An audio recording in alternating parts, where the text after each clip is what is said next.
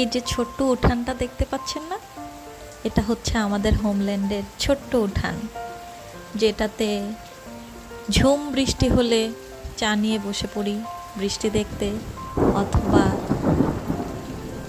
চাঁদনি রাতে ওই দুটো সিঁড়িতে বসে পড়ি আকাশে চাঁদ দেখতে, চাঁদের আলো গায়ে মাখতে। সেই ভালো লাগে জানেন, নিজের ছোট্ট একটি উঠান, এটাতে যে কত রাগ, অভিমান, ভালোবাসা জড়িয়ে আছে, কত স্মৃতি। আর এই যে জাম্বুরা গাছটা, এটা হচ্ছে সবচেয়ে বড় আকর্ষণ এই উঠানের। এই ছোট্ট আকাশ, ছোট্ট উঠান, এটা নিজের করে নেওয়া। বাসার বাহিরে থাকি তো খুব মিস করি জানেন।